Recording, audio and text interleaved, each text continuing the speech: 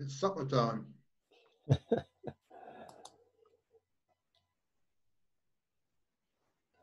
Yeah,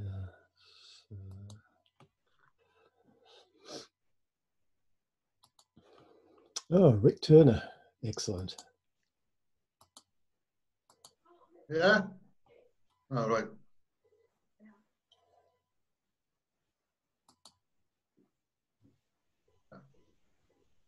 Hello, Dick. Hello. Yeah, I just joined in.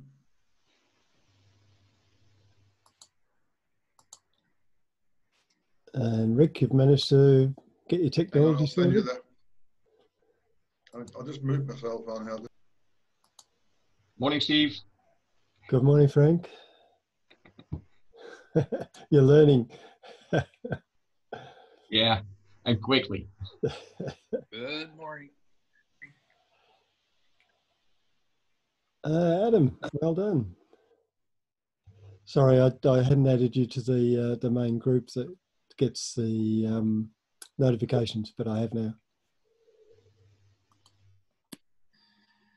Can you hear us, Adam? Steve? How about That's now, Richard Steve? Balston. Can you hear me? Yes, yes, can do. As Richard Balston, he hasn't had an invitation again. Oh, Adam. he's in the group, but do you want to send it through? I'll send him. Find it. Okay. Sheila hasn't got a camera again.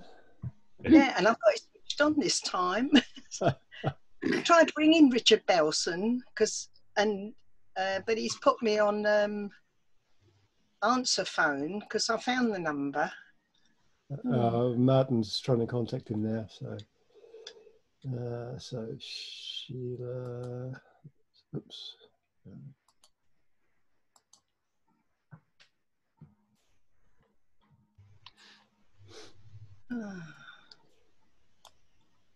I can see you anyway. Yeah, good stuff. Yeah. And Rod, good to see you. Colleen.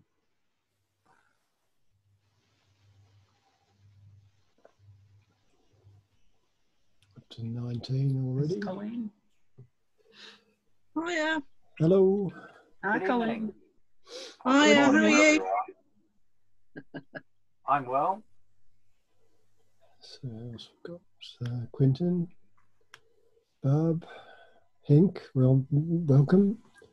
Julian's just come in. Hello. Can you hear me? Yes, we can hear you. Yeah, we can hear you, Hank. But it seems I have to sign in first. You should be okay. No, this screen is asking me to sign in, but you can hear. You can see and hear us, though, can't you, Henk? yeah, I can see you on the right, but Yep. not full screen. Well, that's you now. That's okay. Hold that right now, please. Don't touch anything on the sides. That's Steve right there. Dick and Gail, how are you? Mate. Morning, Steve. Good morning. Where is the screen? And everyone. Oh, Sheila, you've started screen sharing. Sheila, you started sharing, girl. Right button, there's too many. Hello, Colleen. Hi, darling. Don't know what I've done. Well, at least we could see you. Have I disappeared again? You've gone again, yeah. Oh, here we go. You didn't have it on. Ah. Elise, good morning. Here we go. And Bruce Kelly. Enable HD, mirror my video. Hey, Quentin. Hi-ho. I'm sending Richard Belson the link. Okay. You might see him come in. He's already here. He's here, is he? Yeah. That's Richard No, Bell. that's Richard Bell. That's the other one. Too many bells. The other one. Too many dicks. No answer to that one, Martin. I don't get that. There'd been another bloody phone call yet, I reckon. No, he's coming in now. Is he? Yeah. Come on. There he is. There he is. I'm here. Hello, Dick. Hello. Got there in the end. That's only because you got off the phone to me a little while ago. Yeah. Nobody sent me a link. That was the thing. What I'll do, Steve, I'll check with Dick next time and make sure he's got one. If not, I'll send him a copy of it. I'll just check on here again.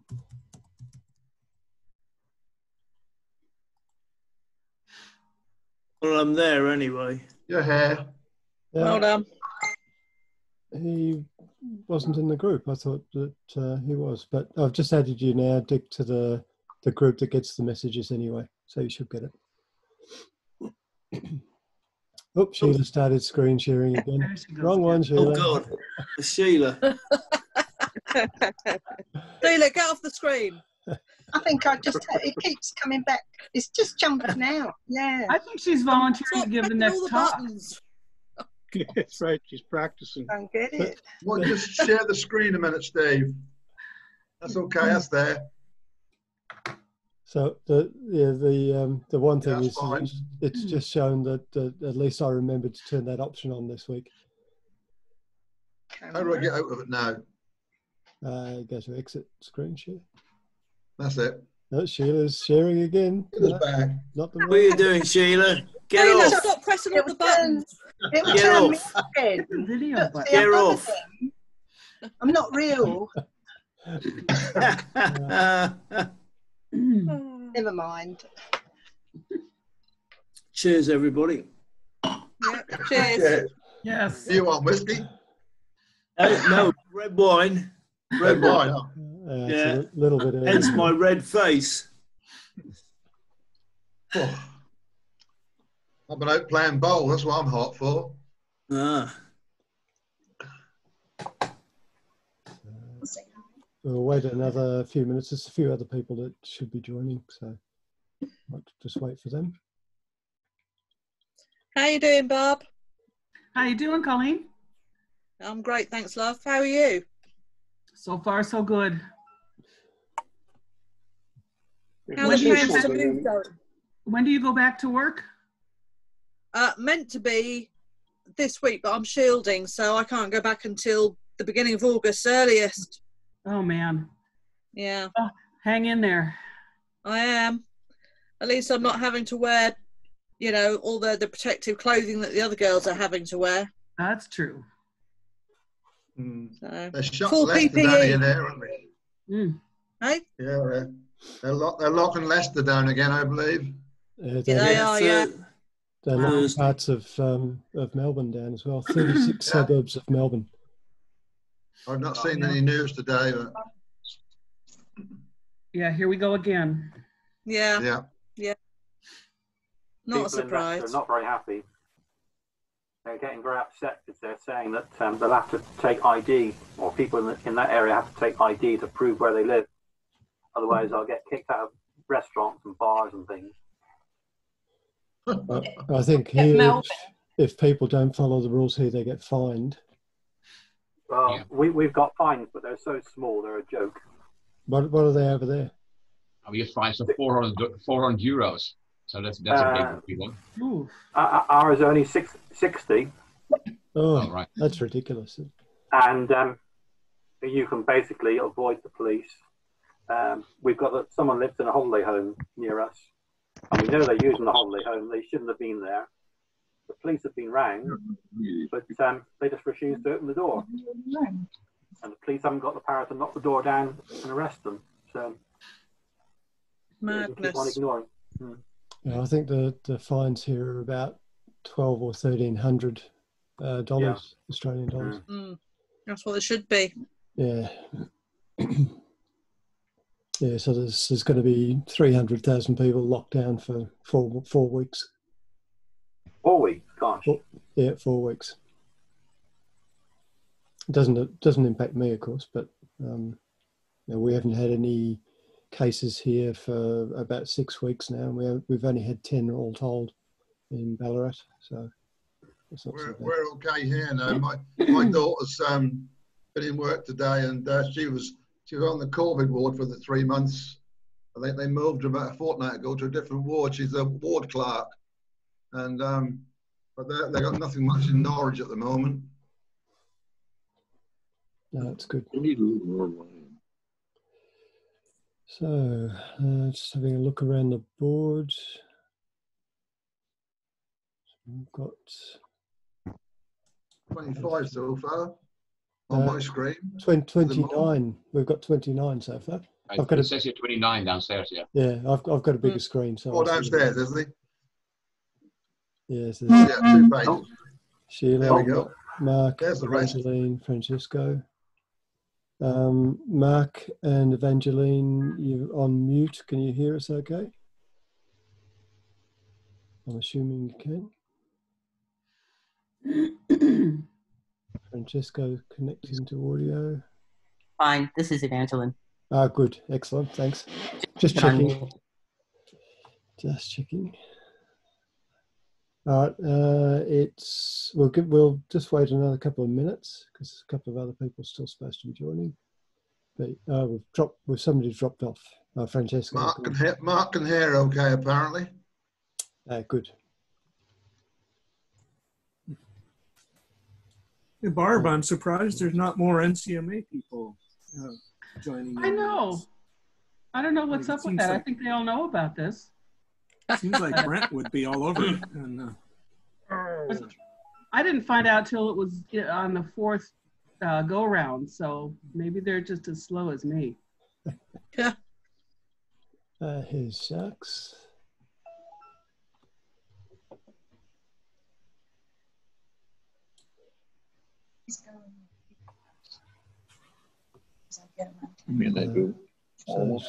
Sharks, good morning. Coming in, they're late. Well, not much trouble as I do. Now, while we're just waiting the last minute or two, Rick, are you still okay to do the next one? You indicated that you might be okay to do one. Very difficult with my hearing aids. Then take them out. Rick Turner, can you hear me? Rick's fell asleep, I think. He just went. Oh, he Where's moved. he gone? He's there, down there. Rick. Oh, his mouth moving. Yeah, we can't hear you, Rick. He's got his speaker off. It's off to the side like that. No. Can you hear me? Right there, so Now that's I can, good. yes. Yeah. Are you still okay for the next meeting? Yeah, assuming I get the link beforehand, you know. I'll make sure of that, like I did this time. I'll talk to you afterwards about what the topic might be, because I know you've got a few options there. So yep. So we've got Neville's now joined us from New Zealand. Well, good morning, Steve. Good to see you here. And Francesco's coming back in. Doug Rambo had to drop off because of internet issues. All right, so for the next meeting, we'll have Rick Turner, which should be good. Martin Stolworthy is doing the talk today. Now, I did get a suggestion, came initially from Quinton, and I've since seen it in action. You know how normally I ask people if, while the speaker's presenting, if they can mute their audio.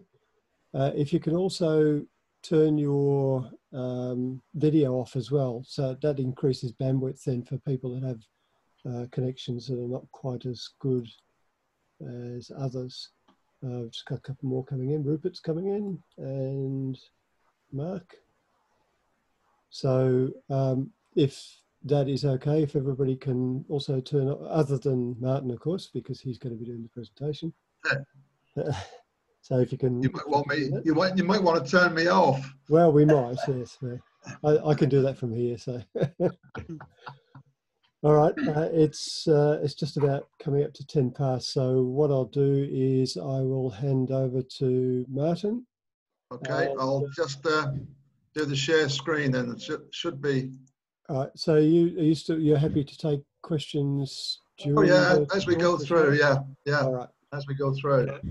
I won't ask any awkward ones, Martin. That's all right. You're in one of the pictures, so. So if anybody does have a question, just unmute yourself and then Yeah. mute again. That would be good.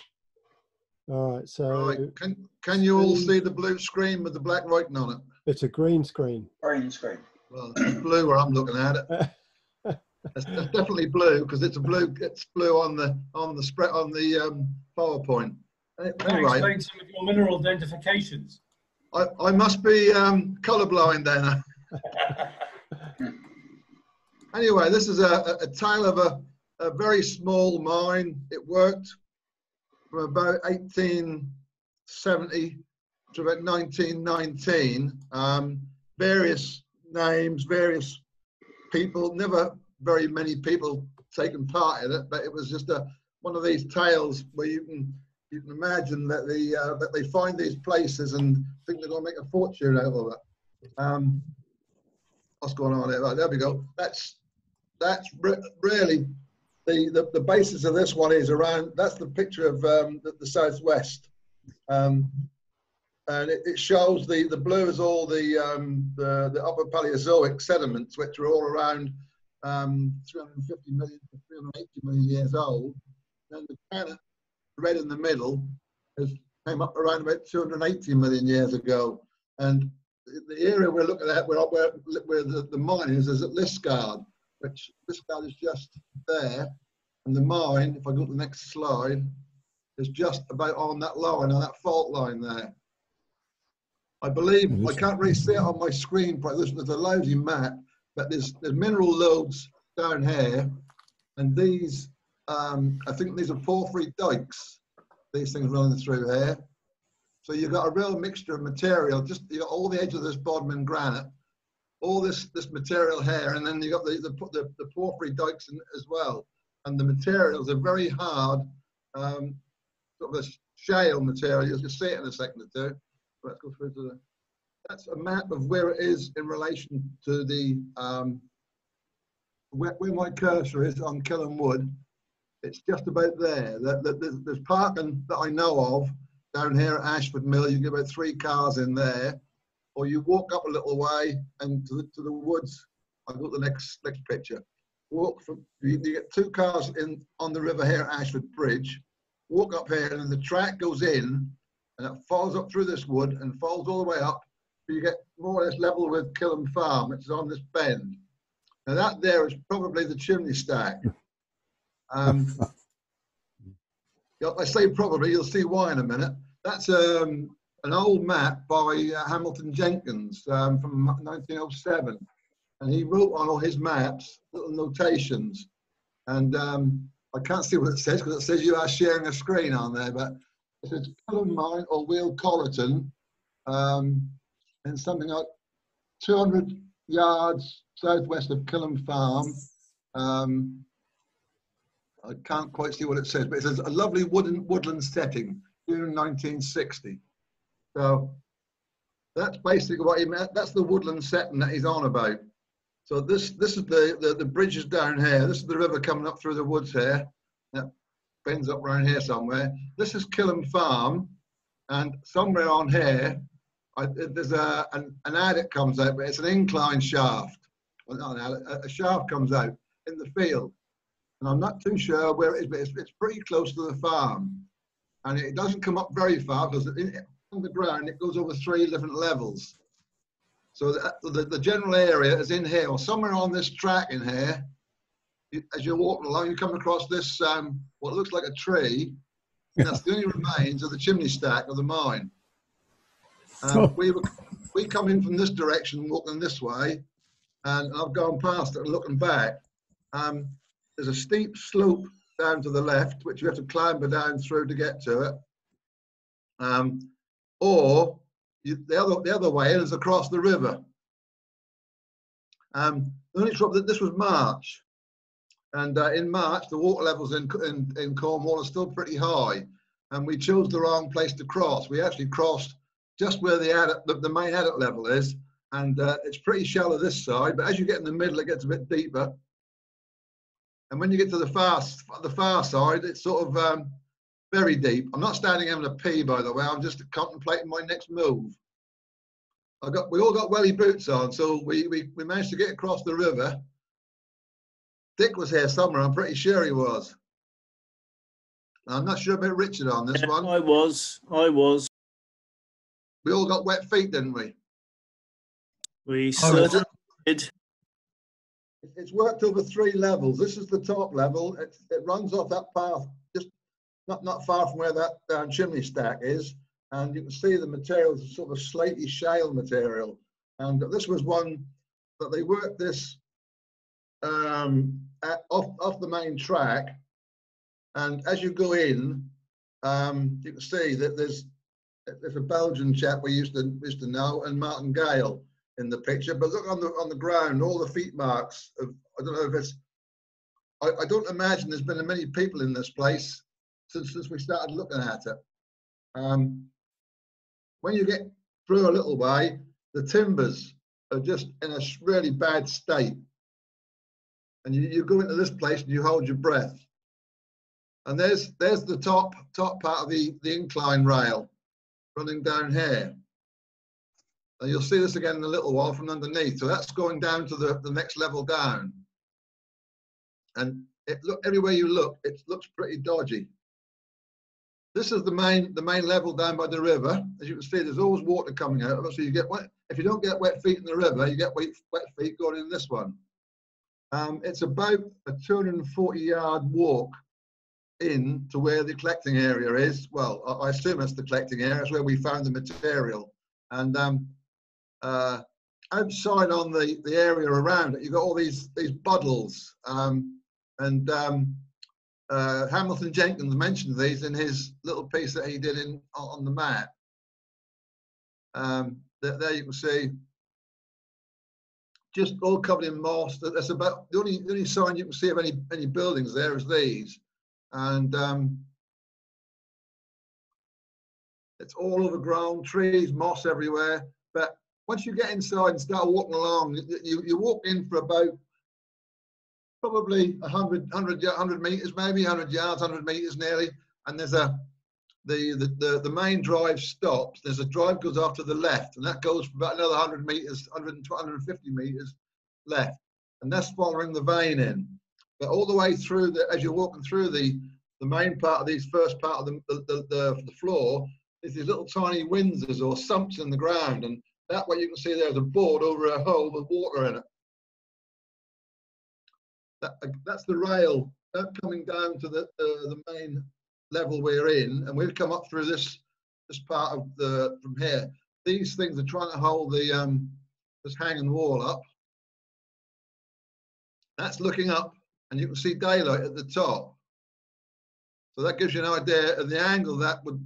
And this is the first time I've seen one of these underground, and it's a real interesting piece of machinery to haul the rock up to the surface. But Martin Gale and the guy called Andy Costa did a lot of looking around on the surface dumps, and there were no dumps. So where all the material went, we don't know. Right, that's looking down into the water up from that level, and the rail goes down to the bottom level. All these bits are floating around here, all a dead sheep, where the farmer has thrown them down the shaft, and this is where they end up. Not a place to go swimming, I don't think. So you're looking down into this is again into the water, and all the timbers down here are all broken. But we're heading across to that's another ladder going down. What we went for there I think it was about 1999 we first went in, and we were shown this place, was to see these gypsum crystals on the wall. And there's gypsum laying about everywhere, but to try and get it out, it's nearly impossible. This is a part of the vein. It's quite wide. It's about probably 2 meters wide in this section. And we have tried taking material from out of this, and we get mainly a chloratized slate with lots of little tourmaline needles and very occasionally anatase plates. There's an awful lot of iron in the mine, and this is some sort of siderite mixture with the the flow stone on the wall rock as you go in. There's various stalactites and things. At some point, about in the late 60s, the I think it was Wheel Jane or Wellington, were doing some survey work, and they did these numbers here to do with them. There's more numbers up here, but mainly we're there for the minerals. Well, you can call them that. They are very small. That's Mr. Belson. Or it might even be me, I don't know. That's my rucksack. Was that your rucksack, Dick? That's mine. Oh, right, I got one very similar. And you sort of crawl your way through these timbers, and eventually you do get through to an open area where you can sort of look around. And all this stuff here is the deads, and they stack this lot up. And this is where we found all the material in. And what we were looking for in this, eventually, we didn't know it for a couple of years, I found gene bandite in a very small sample that I took out on the first time I went in. And so that made us go back and look again. And we looked through all this stuff on the floor. It's all been brought up from, I think, from the lower level. That's Richard Belson there, and he's walked up over this thing and down the other side, because you can't get across this. This is a big shaft going down into this other level. So he's there with his camera, and we're on this side picking up stuff. This is all the material is along here, and we're actually sitting on the rock. And basically, you look for stuff that's got holes in it and take it home and break it up. That's Chris Jewson, for those of you who know who's heard of Chris Jewson. That's Mr. Chris Jewson. Richard Bell, contemplating the world. Right. For the first reference to this place, I asked Chris if he could find some information for me in the Truro records office, and he came back with a load of stuff, and I put some bits and pieces together. So the first reference is the 24th of June 1813, and this is a survey for Anne Course at the Fountain Tavern, Liskeard, and for a 14-year lease. Looking for what, I don't know, but as you see, the following year, she's had a fallout with this person, and she slung him out. And the notes were delivered by this guy. The next reference is a license to search for minerals in 1865. That doesn't appear to have done an awful lot. Then you get an advert in the London Gazette on Thursday for the sale of 2 lots. The farm called Killham, and then all the wood called Killham. So I think what they were after in there was the timber and the slate initially. And then in 1869, the license is applied for again, the draft license to search. And this is the first time this guy's name appeared, Augustus Corriton. He was the squire over at, help me out here, David. He got a place down near St. Melian, is it? It's a big house. The family still own the place. Spargo, another good old mineral name in the UK. And these guys put up or try to get some money together and license them to mine. The 3rd of August 69, there's a letter from Phillips asking to review the damages caused by mining at Killham. So obviously they weren't doing a very good job in there. Then you get this letter again to this B. Snell applying for another license and asking for a water course for a wheel and a reduction in the dues. And the next is 1871, a draft mining set contract. And you can see what they're saying on there. £10 rent, 1/18th, 1/15th compensation for damaged land, £100 an acre between them. And these are all the same people, and they seem to be all involved in these mines and the work in this area. Then it comes down. On 18th of June 1872, there's a report by Edward Pascoe on, there's no change its name to Will Corriton. Obviously, for Augustus Corrigan, he thought he'd change the name of the mine to suit his name. So he's gone in and they've investigated the mine. They've found the 2 levels that have been driven in, 30 fathoms above the river, the deepest which was commenced near the river mouth. I'm not too sure. I think the fathom's about 6 foot. I can't remember. I'm not really sure. But you can see they didn't get an awful lot of material out. 200 weights and 4 3/4 and 1 3/4 of tin to the ton of load stuff. This is excellent work. I assayed a sample from the south part of the load and the forward breast. This produced 30 pounds of tin to the ton. That must have been the only time they actually found something like that, because that figure is way out. But just bear that figure in mind for later on. And then the next thing you get is this Wheel Corrigan St Neot, a meeting of adventurers at Liskeard, 27th of June, and the proceeds of the sale of a small parcel of tin, nearly 1 ton, raised from, what's terrible this is, the same load has recently been out 8 fathoms deeper and is full 4 feet in width, and pronounced to be improvement upon the shallow level work. And so they were finding stuff in the main level. And then a year later, they get the Captain Josiah Thomas from Dull Coast Mine down at Camborne to come and give another report. They're obviously looking for money from somewhere. And again, he virtually follows the same report as that was given by the previous chap a year earlier. And he comes up with the same amount of 30 pounds of tin per ton. So he's either not even looked at it or just read the previous report and carried on with that. And then all of a sudden, 1875, a sale poster. And they're selling it lock, stock and barrel. And then 1876, they're selling the woods, the oak coppice, 18 acres. And then they changed the name. Wheel Corrigan was Killham Mine. And some of this was a little bit hard to follow. Augustus Corrigan leased to work slate in the quarries. Well, there are 2 little sort of quarries as you go along the track.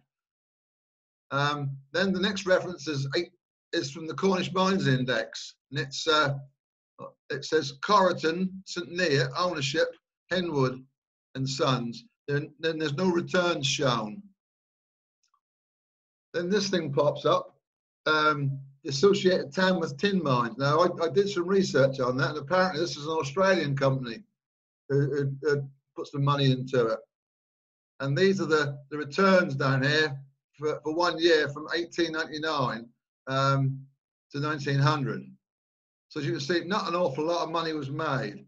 But the mine's equipped with a 10 head of stamps. So that was quite a big little venture. 1903 is a record in the Corrigan family of a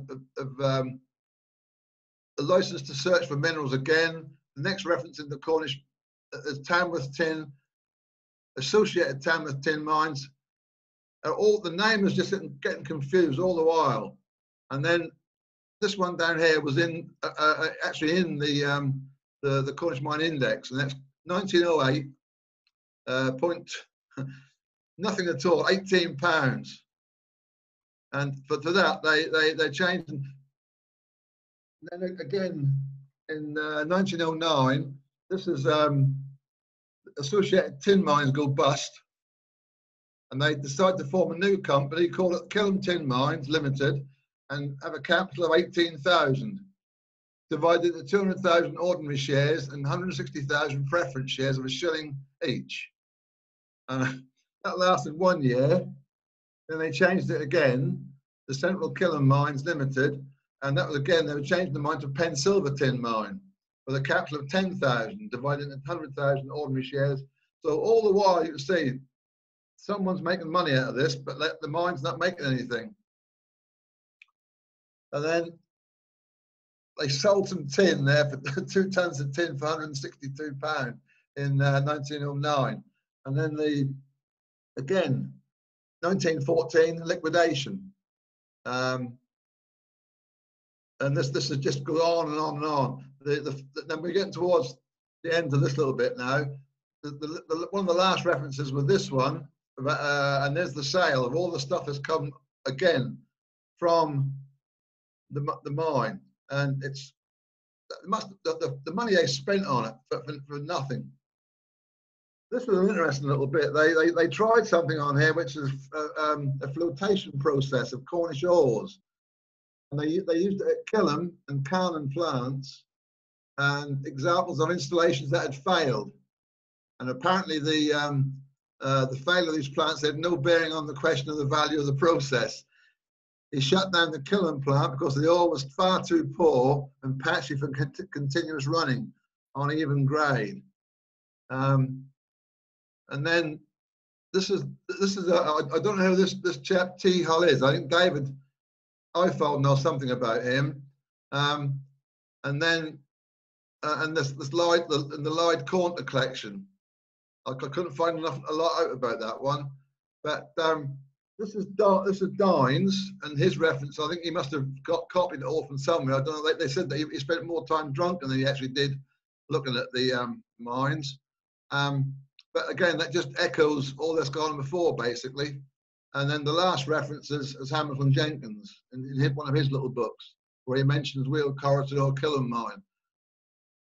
But we went there. I said initially we went in there to try and look for the gypsum, and we found these little tiny orange bipyramidal crystals that I thought might be tetrahydrogenite or something different. So we put a suite together eventually, and we sent it off to David Green at Manchester, and he ran some tests on the material, and we promptly lost all information. But some of the information he gave us before it all went missing was that there was rare earth minerals in the samples, mainly lanthanum, tellurium, and cerium. And so anyway, this is what a slice of the vein that we took some lumps back, and you can see the scale on that.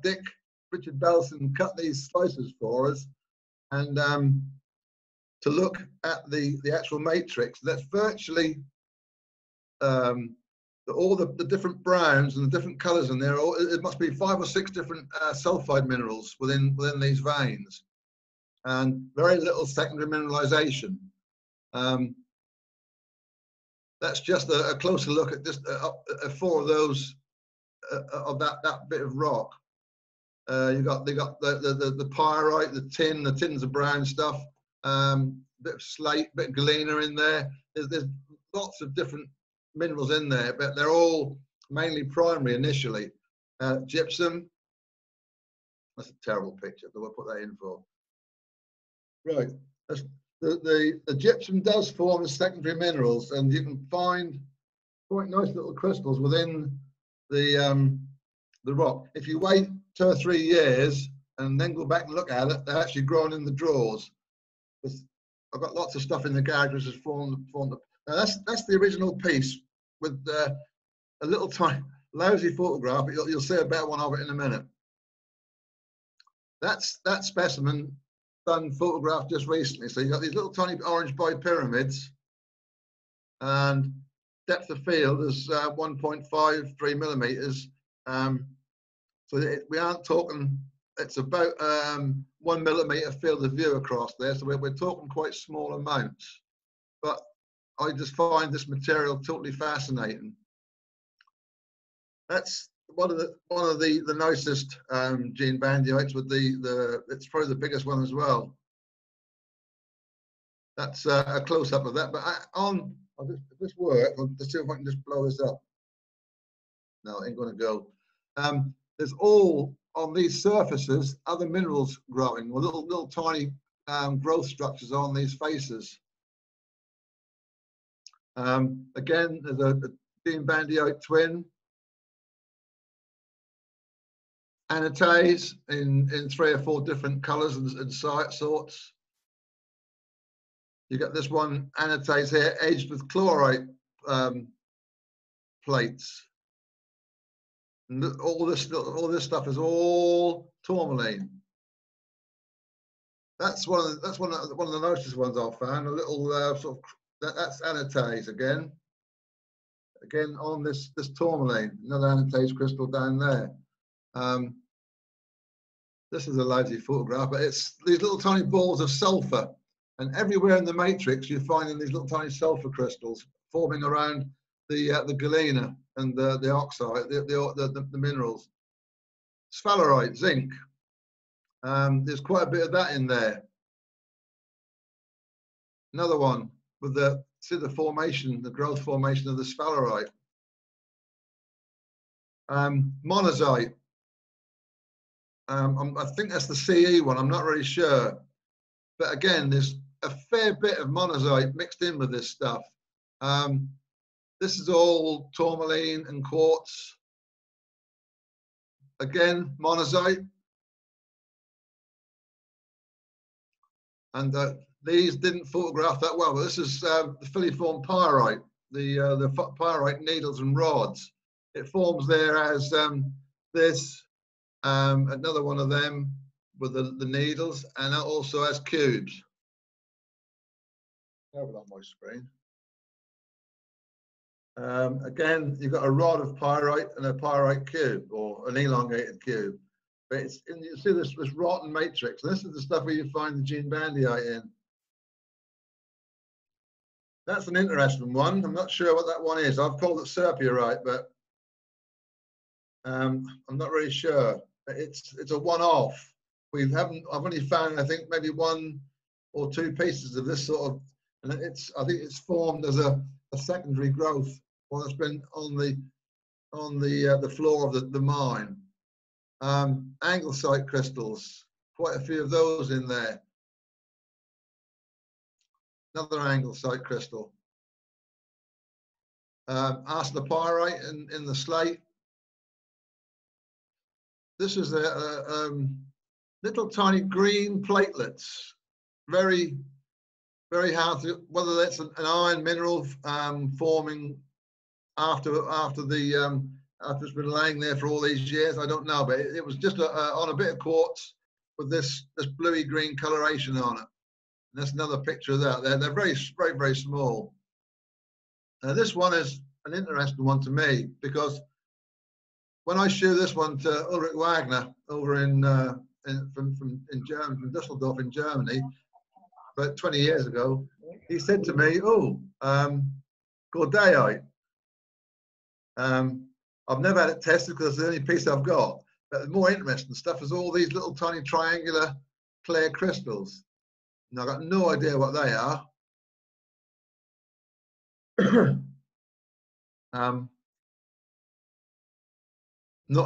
No idea what that is. That might be aragonite, but there's not an awful lot of carbonate material in there. That's another one. No idea what it is. That looks to me like it could be something like strangite or something similar to that, but I've no idea. And again, another one, these acicular needles in and around a rotten matrix. And then this one is, I think, is rotted galena with, just looked at a nice little picture. Right, now these are the minerals that came out of this place, or that we've had identified so far anyway. So that's my conclusion. It's not very ancient. It would seem the land and woods was formed. The Killham was originally used as farmland and did not start until when it was acquired by Augustus Corrigan. Penteely Castle, St Melian. They gave indications that it may have been a good idea to mine the place, but I think the investors would have lost money, as most of them did around Cornwall back in the late 1800s. And the name kept changing all the while. These are 5 samples. I had Chris Jewson offered to get some stuff tested at Wheel Jane Laboratories. And they only tested for the oxide content. So I sent him 5 samples down, and these are what the results came back as. So you can see on there the percentages of the different elements in their oxide format. So you've got lots of these rare, strange things. A bit of tin. This europium is interesting. The europium is not really known as a mineral as such, but it's probably the 5th highest content of the rock in that area. And there's one of these, I think this is the one, that 1.49% to a 12 milligram sample equates to about 30 pounds of tin to the ton. That's the last two samples, but very interesting. Quartz and aluminium oxide, silica, sulfur, potassium, tin, titanium, vanadium, chromium, real mixture of stuff. So all the records are taken from the National Archives in Truro, and these are my thanks to these people. And I think that's probably it. Any questions? Where's the Bertrandite? Ah, you got that one. I haven't got that one. I sent you a picture of it. I don't know where it is. Never mind. Somewhere on this computer. I have a question for you, But Martin. it's interesting to find something like that, which is they are small, but if you sit down and just study it, it does come out, and you can see what you're getting. I've got quite a bit of patience for this sort of thing. Richard Bell is sitting on several rucksacks full of this. Oh, yes. Martin. Yes. It was a tin mine. So what was the primary tin ore they mined there? Was it cassiterite? Cassiterite, yeah. Yeah, because it said in your report that it was not very common in the mine. It was very, very finely decimated amongst the rock. They had to get a lot of rock out to get they were very small pieces. I've not actually found myself cassiterite crystal. It's all been in the mass within the rock. But you've got galena, you've got lead, you've got there's lots of anatase, and I believe there's also some very smaller crystals, but very small, but I can't even get a photograph of them. They are too small, but they're like little tiny, very clear orangey brown lozenges, and they're mixed in with the tourmaline. Now I think they could be. I think they could be. I don't know what it is, but it's one of these. It could be titanium again. But it could be the very small tin crystals, but they're just too small to get tested properly. It's an ongoing thing, I think. For I want to try and get back in here once more before I kick the bucket, if I can, and just get a few more bits out, just to see what the weather. It's probably 16 years since I was last in there, so apparently it's still okay. I've got my scouts have been out and had a look. And the material you showed where you found the gene bandite in, it looks like it's been shocked in a metamorph process between the dike and the slates, I think. Well, I guess that being that close to the Bodmin granite, the waters when they came in would have brought in a lot of different materials, and you've got at least 5 main ore minerals in there, the primary minerals. Yeah. Rick, is there a quarter lode in there anywhere? Is that one of the places that you were saying about when you were? We can't hear you, Rick.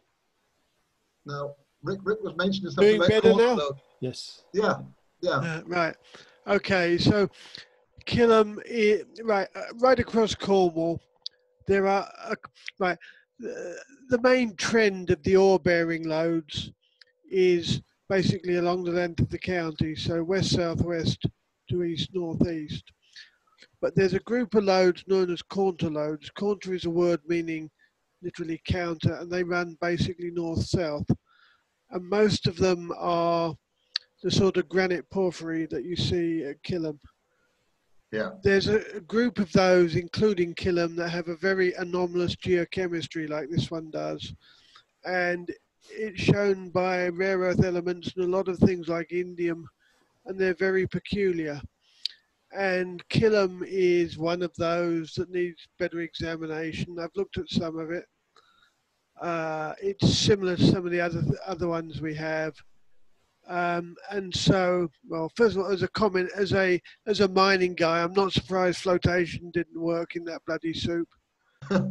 Yeah. Yeah, as a mineral guy, there are some very strange secondary and tertiary alteration products that we don't know what there are. Yeah. I've seen everything from macedonite to lead vanidates and these sort of things come out of these loads. Yeah. And this is one of those places that needs a lot more work, but it is going to be a lot more work over a long period because the stuff is very small. It is chemically very peculiar. It is very difficult to do anything with. So it's a very interesting place, but it's going to be a lot of hard work for somebody. Okay. Thanks. Yeah. Thanks, Rick. Yeah, so basically, it's been an interesting few. We had a few interesting trips in there, and damn heavy trying to get the stuff out as well. Yeah, I can imagine. It's about probably 1.5 kilometres walk back out to the cars when you stagger back up the. Once you're up the slope, that is, and that's a job. I was quite fit in them days, and that still took me a hell of a long while to drag myself out of the place. But it was a nice. You didn't feel unsafe when you were in there. But I think the material on the floor that we were collecting came up from the lower levels. There was no sign of it in the vein itself above where we were of any of those minerals in the rock. Hello, what's going on there? Steve's just shared his screen. Okay. So it's all right. Right. So I thought I'd click something then. No. So it's been an interesting. And I'm still photographing the stuff anyway. They're very, very small, extremely small, in fact. Even I think Richard's lens might do a better job than mine are doing on. He's now sort of discovered that he's been using his lens differently to what he should have done, I think. And he's now starting to produce some really good photographs of very small crystals, haven't you, Richard? Yeah, no, I can have a go at a couple, see what turns out. Yeah, but it's interesting that I'm having to put my rig at full extension on the bellows, so I got a full bellows extension, and with a ×10 lens, I get between 1mm and 3mm field of view. So at full extension, I'm getting 1mm. And so I'm trying to photograph 1mm and try to pick out these little tiny crystals that are probably 1/10 of a millimeter in the material, and it's a bit of a job. I sympathise with that. Yeah. I've been in some really sketchy mines, but your photos made that one look terrifying. All those water-filled winzes and rotting timbers. Yeah. Are you taking any kind of precautions other than just being brave? No, we just be brave. I send Dick in first. Yeah, thanks for that, Martin. He's the advanced guard, you see. I put him in the front. If I go in the front, I get water in my boots. If I go at the back, you get water in his boots, you see. So. Yeah, you see, I'm the oldest. It doesn't really matter, you see, does it? Where you up first. But, wasn't so much water as very, very weak lamb stew, really. Well, the water's not. The first 50 yards are wet, and then it gets dry, so it's not too bad. But we have to be a little bit careful. We found some bats in there once, so we don't sort of spread that around too much. All right. Any other questions for Martin? I just had, when you said about, I don't know serpyrite, but I was looking at a little bit of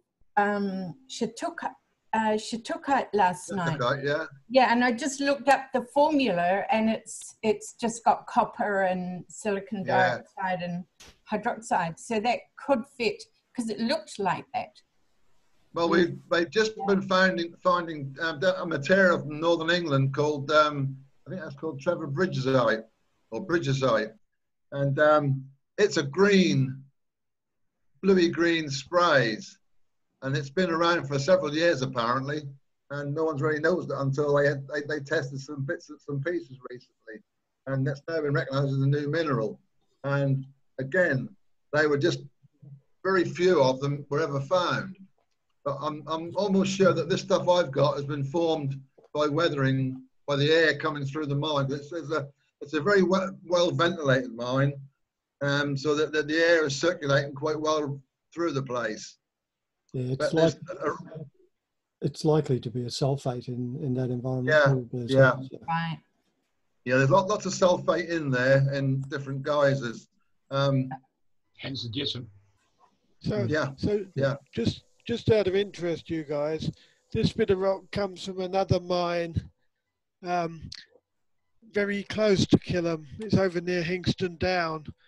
I don't know if you can see the piece I've got in my hand, but it's a mix of arsenopyrite, chalcopyrite, bornite, God knows what. And it's all coated, also gene bandite. It's very similar ore stuff to what you have in that mine. And you put this stuff into water, it becomes instantly a chemical soup. So you get some very, very strange things formed. Yeah. I mean, I think there's the gene bandite situation. I think when I found that, it was the third British and the fifth world occurrence of it, and I think there's only been probably one or two more occurrences since. So even though they're small, they're rare. I'm quite chuffed I managed to find it and isolate it and report it, which was pretty good. That's one of those things you could easily miss. At the anatase, there's a lot of anatase in there, and various whiskery tourmalines. There's chlorite everywhere, and the pyrite. I've got one box of pyrite in the garage, and they go between rods and cubes all the way through. So when we had Doug's talk the other week on the pyrite, I was thinking he might be interested in a piece of that at some point. That's an interesting place. That's Frank. Frank might be interested. Frank. Yeah. Yeah. Was it you, Frank? Was it? It's Frank. Yeah. I'm losing track. Who's what and where now? Well, we've got 37 on today, so it's going to be getting worse for you, Martin. Good grief. I think of the next one now. Then, if you want me to do any more, you have to ask me later on. I got one or two more I haven't done any for a long while. I've got a Cornish one, a Scottish one, and a Welsh one. So. Well, we got Rick lined up for the next one, and then where are we, Dick? So can I ask a question, Steve, of the community at large? What do you want me to talk about? The two talks I've got ready to go. One is on Muirhead and the Mendips generally. The other one is on Kamchatka and Tolbachik. Visually, and for the rare species people, I think Tolbachik is probably the more interesting one. But yeah, it's going to be, damn what I know if I know what it is. So yeah, I've got both ready to go. So decide among yourselves which one you want me to give. Let me know a week or so in advance so I can prep all the pictures. We'll have a go. Yeah. So what do you reckon? Do you want Russian volcano? Yeah. Yep. Sure. Sounds I don't good. know either, Yeah. so it's all new. Anything. Whatever. They're both good. Yeah. The Russian one's interesting. The photos are pretty in the Russian one. Yeah. Kamchatka is quite interesting because it's actually an active mineralizing zone. Yeah. And if you like to think of it, all the mines we go into, the fossils lost activity that occurred there. Kamchatka is active. And I've got some photos that show something we found, nice little yellow crystals, of one of them in the bokite and some other things. And it started to get late in the day, so we had to come down from up where we were, went back to where we were staying in tents and things overnight. And during the night it rained. When we came back in the morning, all the minerals that were there the day before had gone, and there was totally new things in place, They were really weird. There were things like thallium, bismuth, arsenates, if you were unlucky enough to ingest one of them, big enough crystals to kill you. So, yeah. Great. All right, that sounds like a bit of a plan. I think the one after David, you're going to do okay. one on. Wave a light from North Devon. Yep. So David will do one after you, Rick, and then we'll look at other options after that. So it's good to have some options going forward as well, and the variety is pretty good. Just one more point about the Gene Bandiote from Killham. It's pure Gene Bandiote, whereas the stuff from Hingston has got this coating of natanite on it. I haven't actually seen the stuff from Penberthy, but that again I believe is different. And